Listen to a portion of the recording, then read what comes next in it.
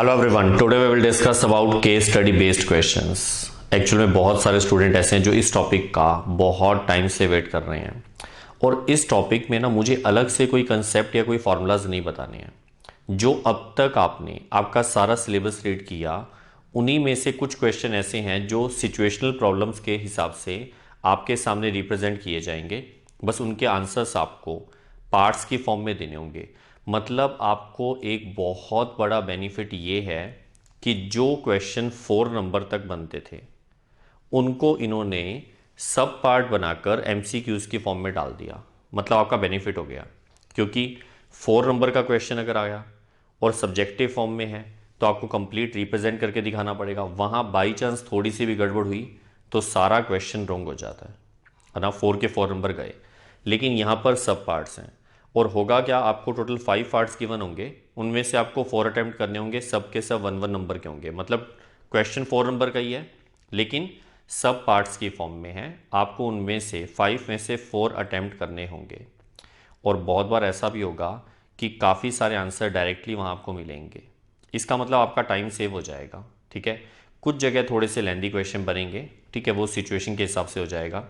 अच्छा, क्वेश्चन होंगे किस टाइप के, क्योंकि मोस्टली क्वेश्चन ऐसे हैं जो आपने रीड कर रखे हैं, बस उसी को ही हम है ना एक सिचुएशन पर बेस्ड बना देंगे, तो केस स्टडी बना देंगे। मतलब उसकी अब केस स्टडी कैसे बनेगी, हम एक क्वेश्चन जो देखने वाले हैं वो मैक्सिमा एंड मिनिमा के टॉपिक में से है। और बहुत सारे स्टूडेंट है ना मैक्सिमा एंड मिनिमा का जो टॉपिक है उनको अच्छा नहीं लगता, क्योंकि उसकी कैलकुलेशन बहुत लेंदी जाती है। यहाँ आपको बेनिफिट होगा, आपको ज़्यादा कैलकुलेशन नहीं दिखानी, आपको डायरेक्ट आंसर देने हैं। हाँ, कई जगह ऐसा होगा कि कैलकुलेशन करके देखनी पड़ेगी, तो देखेंगे कैसे होती है। अच्छा, पहले एक काम करो, क्वेश्चन यहाँ से मत रीड करो, क्वेश्चन मैं आपकी स्क्रीन पर लेकर आ रहा हूँ। यस, क्वेश्चन चेक करो। An architect designs a building for a multinational company. The floor consist of a rectangular region with semi circular ends. Check करो नीचे जो डायग्राम है, इसके अंदर आपको बीच में एक रेक्टेंगल दे रखा है और साइड में 2 सेमी सर्कुलर एंड दे रखे हैं। मिल गया सबको। और इसका टोटल जो पेरीमीटर है वो 200 मीटर है, एज शोन बिलो। अच्छा, नीचे जो 2 डायग्राम है उसमें से एक तो बिल्डिंग है, एक सिर्फ उसका फ्लोर का डिज़ाइन शो किया हुआ है। चेक करो नीचे, based on the above information answer the following. अब चेक करो, हम यहाँ पर यस फर्स्ट पार्ट की बात कर रहे हैं। फर्स्ट पार्ट चेक करो, if x and y represent the length and breadth of the rectangular region then the relation between the variables. मतलब एक्स और वाई में रिलेशन पूछा है आपको, 4 पार्ट्स गिवन है। एक बार है ना यहाँ डायग्राम पे आओ। डायग्राम के अंदर ये आपका रेक्टेंगुलर रीजन है, इसकी लेंथ एक्स है और ब्रेथ वाई है, और पूरा जो पेरीमीटर है ये क्वेश्चन में गिवन था 200 मीटर। याद आ गया? अभी यहाँ नहीं लिखा हुआ, वो आपने क्वेश्चन रीड किया था उसमें लिखा होता इसका पेरीमीटर 200 मीटर है। तो हम एक काम करते हैं, आपको पता है पेरीमीटर का मतलब होता है बाउंड्री, सही है? यस, इधर जान दो। हम क्या करेंगे, बाउंड्री लेंगे, मतलब हम यहां से स्टार्ट करेंगे, यहां से चलते हुए हम पूरा एक राउंड लगाकर वापस यहां आएंगे तो ये इसकी बाउंड्री कंप्लीट हो जाएगी। ये 200 मीटर है, ठीक है। अब देखो होगा कैसे, यहां से अगर यहां तक चलेंगे तो ये x है, मैं यहां पर देखो क्या लिख रहा हूं, x प्लस, फिर यहां से यहां पर जाएंगे, इधर नहीं जाना क्योंकि बाउंड्री मतलब ये है, अंदर से नहीं जाना आपको। तो यहां से यहां तक ये सर्कल कंप्लीट नहीं है ना, ये हाफ सर्कल है, सेमी सर्कल है। तो सेमी सर्कल जो है, अगर मैं इसकी रेडियस आर लेट कर लूं, वैसे तो आर लेट करने की जरूरत नहीं है, आपको पता है y/2 हो जाएगा क्योंकि ये पूरा डायमीटर बनेगा। चलो एक बार मैं आर की फॉर्म में लिखता हूं, तो ये हो जाएगा 2πr/2, सही है। प्लस यहां से यहां तक, क्योंकि रेक्टेंगल था इसका मतलब ये भी x हो जाएगा, और प्लस में यहां से यहां तक ये वापस सेमी सर्कल की सरकमफ्रेंस, यानी 2πr/2, और ये टोटल मिलाकर 200 मीटर है। Clear? x plus x 2x, 2 से ये 2 कैंसिल, ये 2 से 2 cancel, πr plus πr 2πr equals to 200। r का मतलब रेडियस, और रेडियस इसके अकॉर्डिंग y/2 है। तो अगर मैं r की वैल्यू y/2 पुट करूंगा, 2 से 2 कैंसिल, तो 2x plus πy equals to 200, equation number 1। Check करो x और y का रिलेशन, यस ये रहा, b is the right answer. समझ आ गया? ये हमारा फर्स्ट पार्ट कंप्लीट हो गया। अब सेकंड पार्ट पे आते हैं। सेकंड पार्ट चेक करो बेटा, टोटल 5 पार्ट्स हैं, मैंने अभी सभी लिखे नहीं हैं, ठीक है, वो एक एक करके सामने आएंगे। Second part is the area of rectangular region A expressed as a function of x. सिर्फ रेक्टेंगुलर रीजन का एरिया ए है, यानी ये जो पार्ट है ना, ये वाला, ये हमें क्या रखा है, ए है, ठीक है। तो expressed as a function of x, तो उसको एक्स के फंक्शन की फॉर्म में अगर हम बनाएंगे तो वो किस तरह से बनेगा इनमें से। इसका मतलब ये तो क्लियर हो गया कि डी ऑप्शन तो नहीं हो सकता, क्योंकि इसके बीच में वाई आ रहा है, ये हमें एक्स की फॉर्म में पूछ रहे हैं, ठीक है। तो चलो चेक करते हैं इधर सेकंड पार्ट। सेकंड पार्ट में एरिया, किसका एरिया है ये, यस वेरी गुड, रेक्टेंगल का एरिया क्या होता है, लेंथ इंटू ब्रेड्थ, मतलब एक्स इंटू वाई, सही है। वाई को हम यहां से रिमूव कर देते हैं क्योंकि हमें एक्स की फॉर्म में चाहिए, तो वाई की वैल्यू आ जाएगी 200 माइनस 2x अपॉन पाई। बात समझ आई? हमने क्या किया पता लगा, इसको इधर शिफ्ट किया और y की वैल्यू निकाल ली। अब इतना आने के बाद अगर मैं पाई को और इसमें से 2 को बाहर निकाल दूं, 2 कॉमन आ रहा है, x बाहर पड़ा है, पाई भी, यहां पर क्या आ जाएगा 100 माइनस एक्स। ऐसा ऑप्शन नहीं है कहीं भी, लेकिन थोड़ा सा देखो इधर, अगर मैं इस x को अंदर मल्टीप्लाई कर दूं 2 अपॉन पाई 100x माइनस एक्स स्क्वेयर, ये चेक करो, this is option number A. तो ये हमारे पास इसका राइट आंसर आ गया, मतलब हमने ए को एक्स की फॉर्म में रिप्रेजेंट कर दिया। क्लियर हो गया अच्छे से? अच्छा, इसके बाद जो आगे थर्ड या फोर्थ पार्ट जो भी हैं वो इन पे डिपेंड करेंगे, मतलब इनका यूज होगा इक्वेशन 1 का और 2 का। तो जब मैं इरेज करूंगा तो आप लोग ध्यान रखना, आप लोग या तो नोट करके रख लो इसको। चलो इसको नोट करो पहले। ओके, थर्ड पार्ट चेक करो। The maximum value of area A is in metre square, यहाँ 4 ऑप्शन गिवन है, बाकी पार्ट बाद में देखना, पहले मैक्सिमम वैल्यू ऑफ एरिया, मतलब हमें एरिया को मैक्सिमाइज करना है। तो मैंने क्या किया, मैंने अभी जो मैंने 2 पार्ट इरेज किए हैं उसकी इक्वेशन नंबर 1 और 2 उनको यहाँ पर एज इट इज लिख दिया है, ठीक है। अब यहाँ से हम देखो कैलकुलेशन कैसे करेंगे। सबसे पहले एरिया मैक्सिमम करना है, तो मैं थोड़ा शॉर्ट में कर रहा हूँ, D A by D x, याद तो है ना। पहले हम डिफरेंशिएशन करेंगे, वही मैक्सिमम मिनिमम वाला प्रोसेस पूरा। फर्स्ट टाइम डिफरेंशिएशन करेंगे, जीरो के इक्वल पुट करेंगे, वहाँ से हमारे पास पॉइंट आ जाएगा, फिर हम सेकंड टाइम डिफरेंशिएशन करके उसमें वो पॉइंट पुट करेंगे। अगर नेगेटिव आया तो मैक्सिमा होगा, पॉजिटिव आया तो मिनिमा। तो चेक करो, इसका डिफरेंशिएशन करेंगे, ये कांस्टेंट है, पड़ा रहेगा, इधर 100x का 1 और माइनस में 2x, ठीक है, इक्वेशन नंबर 3। अब इसके नीचे देखो मैंने क्या नोट किया, 4 मैक्सिमा एंड मिनिमा। बेटा ये कंप्लीट प्रोसेस आपको पहले बहुत बार सिखाया हुआ है। हम इसके इक्वल में 0 पुट करेंगे, इसको इधर लेके जाएंगे तो 100 minus 2x equal to 0, x की वैल्यू कितनी आ जाएगी 50, ठीक है, क्लियर। अब ये जो x की वैल्यू है, इसके बाद हम निकालेंगे सेकंड ऑर्डर डेरिवेटिव, मतलब D square A by D x square. इसका डिफरेंशिएशन करेंगे 2 अपॉन पाई, 100 का 0 और माइनस 2, एक्स का 1 हो जाएगा, सही है।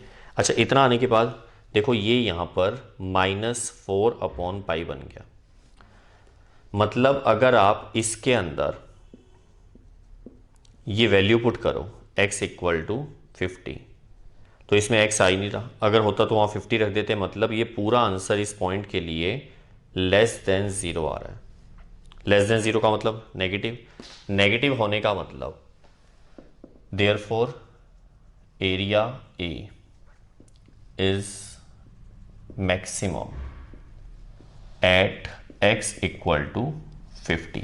ये तो समझ आ गया आपको कि a पर, मतलब एरिया जो a है वो x इक्वल्स टू 50 के लिए मैक्सिमम होगा। अब चेक करो वापस थर्ड पार्ट, मैक्सिमम वैल्यू भी फाइंड करनी है अभी। अब मैक्सिमम वैल्यू के लिए क्या करेंगे, एंड मैक्सिमम वैल्यू इज, ये x की वैल्यू 50 हम, क्योंकि हमें एरिया की मैक्सिमम वैल्यू चाहिए तो हम a वाली इक्वेशन में पुट करेंगे, from equation two maximum value from equation number 2। चलो चेक करो, a equals to 2 upon pi, अब यहां पर x की जगह 50 पुट करेंगे तो 5000 माइनस 50 का स्क्वायर 2500, माइनस करेंगे तो 2500, फिर इंटू 2 करेंगे तो 5000 अपॉन पाई मीटर स्क्वायर। तो option number C is the right answer. Clear, समझ आ गया? ओके, अब फोर्थ पार्ट चेक करो। द सीईओ ऑफ एमएनसी मतलब multinational company is interested in maximising the area of rectangular region. मतलब ये जो हमने प्रीवियस पार्ट कर लिए उसी से आगे चल रहा है। For this to happen the value of x should be. अब देखो यहाँ पर 4 ऑप्शन गिवन है और बाई चांस ये वाला पार्ट हमने पहले ही कंप्लीट कर लिया। मैंने ना लास्ट जो पार्ट्स हमने किए हैं उनकी मेन इक्वेशंस आपके सामने अभी तक रखी हुई हैं। देखो ये first equation, second equation, D A by D x, x की वैल्यू 50 याद है आप लोगों को। फिर हमने D square A by D square x square find किया था, वो लेस देन 0 आया तो एरिया मैक्सिमाइज हो गया और वो था 5000 अपॉन पाई। यहाँ तक हम थर्ड पार्ट तक कर चुके हैं और एरिया मैक्सिमम करने के लिए x की वैल्यू कितनी है 50, मतलब ये हमें x की वैल्यू ही पूछ रहे थे, मतलब option number C is the right answer. Clear? अच्छा, इसके बाद चेक करो फिफ्थ पार्ट। फिफ्थ पार्ट में वैल्यू, एक मिनट, फिफ्थ पार्ट तो करना ही नहीं है। अगर पेपर में 5 पार्ट्स में से 4 ही करने हैं और 4 आपके हो गए तो फिर आगे वाला पार्ट अटेम्प्ट मत करो। देखो हो सकता है आपका मन करे पेपर के अंदर कि हमें आता है, जितना मर्जी मन करे, नंबर कुछ नहीं मिलने वाले एक्स्ट्रा। इसका मतलब अगर आपके 4 हो रहे हैं तो बस वहीं रोक दो क्वेश्चन, ठीक है। हाँ, आपको लग रहा है बीच में कोई पार्ट ऐसा है जो लेंदी है या आपसे नहीं हो रहा, तो उसको स्किप करके नेक्स्ट वाले पे आ जाओ। कई बार स्किप नहीं होता क्योंकि उससे रिलेटेड होता है, ठीक है, वो आपको एट प्रेजेंट देखना पड़ेगा। तो इसमें चेक करो, value of radius of semi circular ends when ये एरिया लिखा हुआ है, area of rectangular reason is maximum. इनमें से ऑप्शन बताना है कौन सा है। रेडियस पूछिए सेमी सर्कुलर एंड की। अगर आपको डायग्राम याद हो तो अभी अभी हमने इस तरह का एक डायग्राम बनाया था, याद है आप लोगों को। इसको हमने एक्स बोला था मतलब लेंथ को, और ये ब्रेड्थ इसकी वाई, जिसको हम डायमीटर भी बोल रहे थे सेमी सर्कल का, और रेडियस हमने आर लेट की थी, याद है। अब हमें y की वैल्यू पूछी है कब, r की वैल्यू पूछी है जब रेक्टेंगुलर रीजन का एरिया मैक्सिमम हो, मतलब इसी कंडीशन के लिए हमें y पूछा गया। हम क्या करेंगे, हमारे पास जो x की वैल्यू 50 है इसको हम y वाली इक्वेशन यानी फर्स्ट इक्वेशन में पुट करें। देखो, put x equals to 50 in equation number 1। x की जगह 50 रखेंगे तो 100 आएगा, plus pi y equals to 200। इसको उधर शिफ्ट करेंगे तो 100, तो y की वैल्यू आ जाएगी 100 अपॉन पाई। मतलब option number C, this is not the right answer. Yes, ध्यान दो इधर बेटा, जल्दबाजी मत करना, कहीं ऐसा आती खुशी के मारे टिक लगा के आ जाओ उसको। ये तो y आया है ना, आपको क्या निकालना है, आपको रेडियस निकालनी है। रेडियस इस डायमीटर की हाफ है, तो इसका हाफ करेंगे तो 50 अपॉन पाई मीटर, यानी option number B is the right answer. Clear हो गया अच्छे से? अच्छा, इतना आने के बाद ये क्वेश्चन तो कंप्लीट हो गया, लेकिन देखो हो सकता है पेपर में आपसे थोड़े बहुत चेंजेस करके पूछें।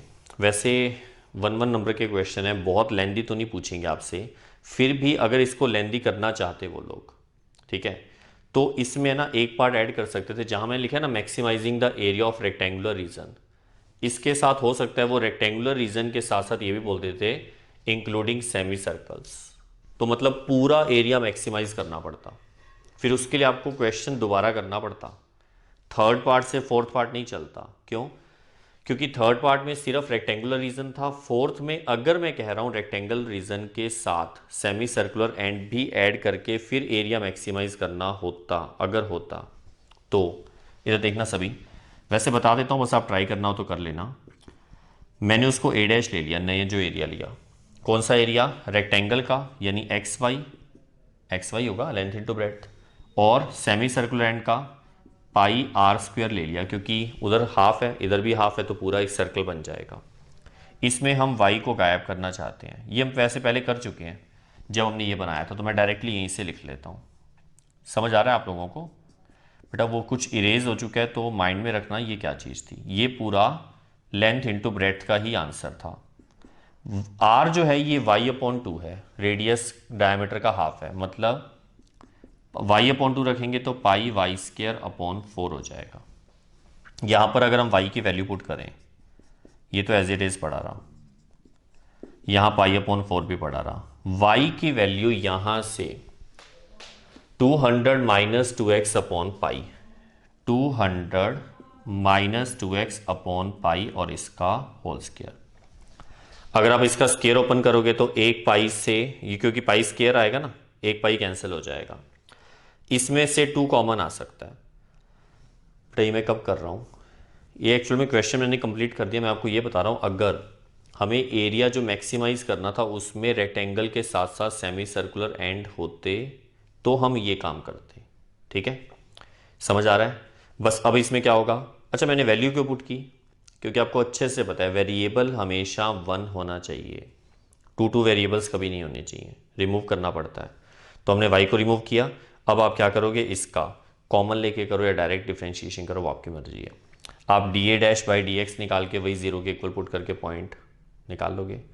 थोड़ा सा बड़ा है, अगर ऐसा पूछें तो कह रहा हूँ, ठीक है, लेकिन इतने बड़े बड़े वैसे पूछने के चांसेस नहीं हैं।